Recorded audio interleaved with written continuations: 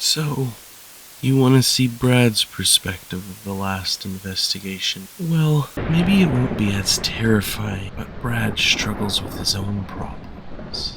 And perhaps that he'll lose his friend. The fact he couldn't get in there and help, save him, takes a bigger toll on one's mind than you know. Well, you're about to. Holy shit, Raymond. These new TVs are awesome. I'm glad you like them, Brad. How much did these set us back?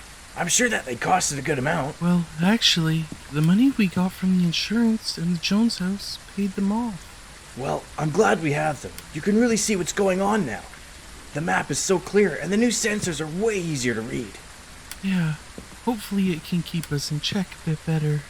Although Brad was excited for the new TV's screens and sensors, there was still a lingering feeling of despair from the last investigation. You all good this time, Brad? Yeah, I'm all good this time, Ray. No more sauce for me. Okay, buddy. Good. Let's get out there then. Raymond's question, prodding at his alcoholism, didn't make him feel any better either. What's the deal with all these Easter eggs around here? I've seen some on the way in, too. Some of them even look like they had bites out of them. I actually did some research about this place on the way here. Apparently the priests used to run Easter egg hunts for the kids from the church here. The last one I could find on record was from 4 years ago, though. That's a little weird, Brad. Yeah, Ray. I know it is. Brad had been spending more time researching the locations they were going to investigate, looking into their history, or any sort of newspaper clips left about them. This place, the priest's house, had a long background of events. Easter egg hunts, meetings, all sorts of things. It was unusual. Brad? Did, you read anything about how long the priest was living here? It looks like he hadn't been here for a long time. I'm not sure, Raymond. The last reported activity was that last Easter egg hunt. After that, it's like this place just sat empty. Yeah, I just find it a little odd. Brad had found it odd too when he was researching it. It was like every single record after that Easter egg was gone. Like everything just stopped, disappeared. It was so unusual, but he didn't want to bother Raymond with it at this time. Brad could feel his heart beating. He was tense. As he explored these areas, the smell of mold was overwhelming. As he checked the bathroom, he saw a bone on the ground.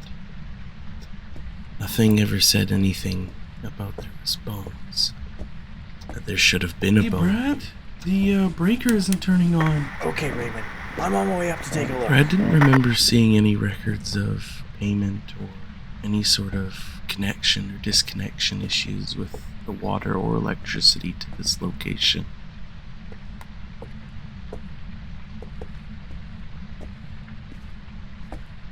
Hey, Brad? I can see my breath up here. Yeah, Ray. The thermo's picking up negative temperatures, too. It looks like this is where the spirit is residing. Yeah. Any luck with that breaker, though, Brad? This breaker is stuck or something. I can't turn it on. Brad also couldn't find any issues with the wiring. It seemed in decent condition. Yeah, I'm not sure we're getting the lights on this time. Okay. Let's get back down to the van. Do a quick check on the stats. Yeah, grab some more equipment we have some too. candles. Maybe we can use those.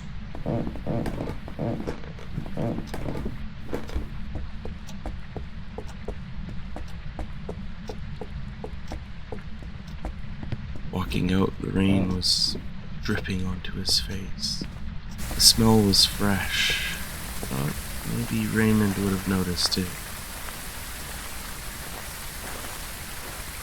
Well, at least the house isn't flooded, Raymond. Yeah, Brad. Yeah. I mean, a flooded house with ghosts would be worse. Yeah, well, I didn't see any leaks up in the attic. Why do you think it's so moldy smelling, though? I'm not sure, Brad. They gathered more Maybe equipment and were ready to go back in.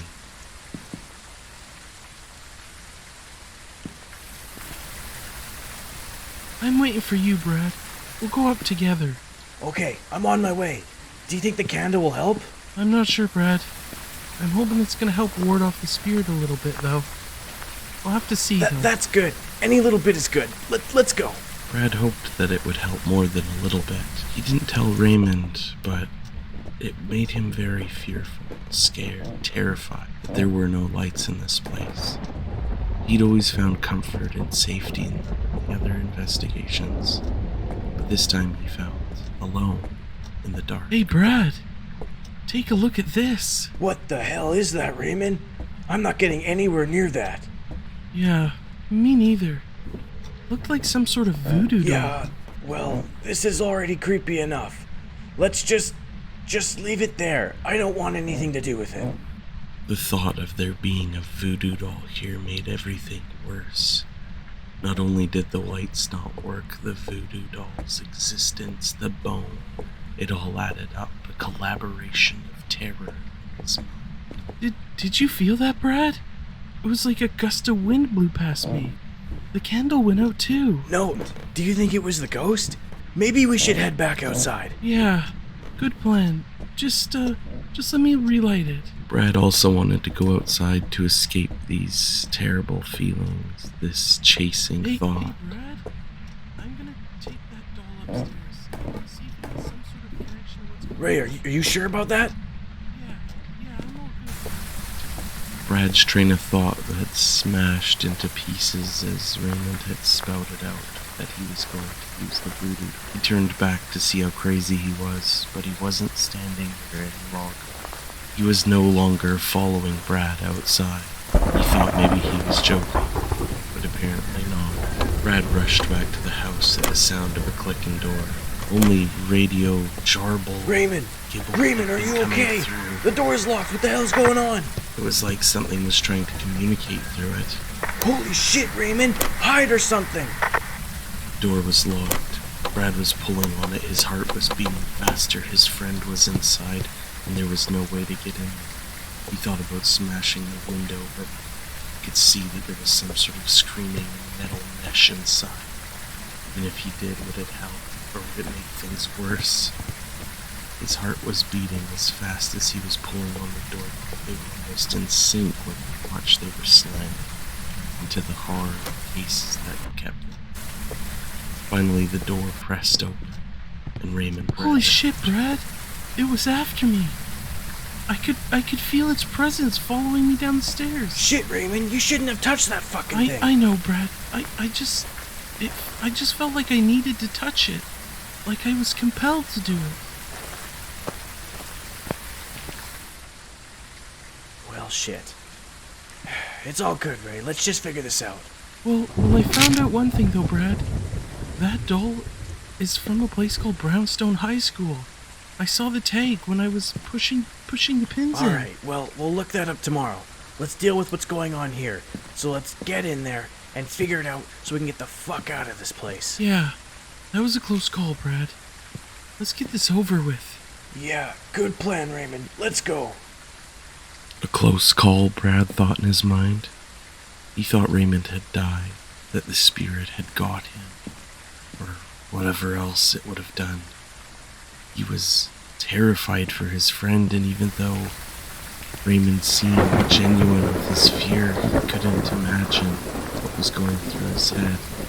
If Brad had been trapped in that place like Raymond was, he wasn't sure if his mind could handle it, or if it would crumble like the sands of rocks over time. He walked back in. Hey, Ray, we have those glowing hands again. Brad, I can't hear you. Sorry, Use your Ray. radio. I got one of those glowing hands down here. I took a photo of it too.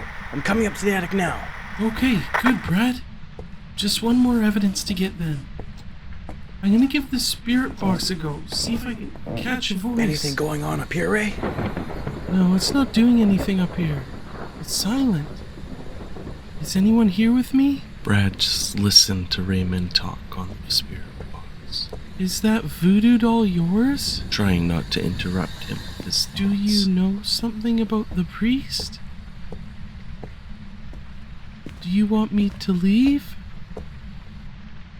Brad, I didn't get anything coming through the spirit box. Alright, well, what are you thinking then? I think we should head out before this thing attacks. You know, the calm before the storm? Good plan. Let's go. That was one of the first good plans Raymond had had tonight. Using the voodoo doll sure wasn't one of them. Brad still couldn't believe he'd done that. How had Raymond become so reckless? Brad knew that he had turned to alcohol to try and calm himself, but Raymond was going off the rails. He was doing things that were insane, crazy. Brad started to note the things down in his book of what they'd discovered. And the book didn't make him feel any more calming. Resulting spirits were not friendly. He hoped not to encounter any of them like Raymond did. At this point, Brad was ready to leave. It was unusual that the spirit was so aggressive. Brad watched the cameras with Raymond, but as he did, he couldn't escape the thoughts in his mind.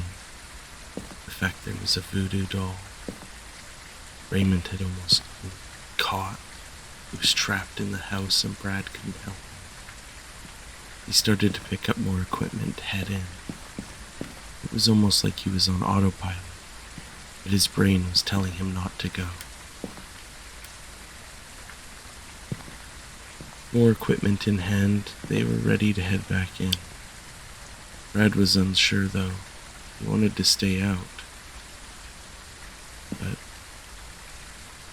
he had to, didn't he? He had to go with Raymond and help. Checked the camera again, hoping to see an evidence so they could leave. Maybe perhaps the ghost orbs or the dots projector. I'm gonna go in there and see if I can get that last evidence. What? That's crazy, Raymond. Come look at your sanity. I know, but we need to find out. Raymond, this thing has already come after you once. I'm gonna take a smudge stick to protect me, just in case. Brad couldn't do what Raymond was doing. He was convinced that just staying on the cameras would be the best option. Or perhaps he'd follow him in here. He watched the door slam shut in front of him.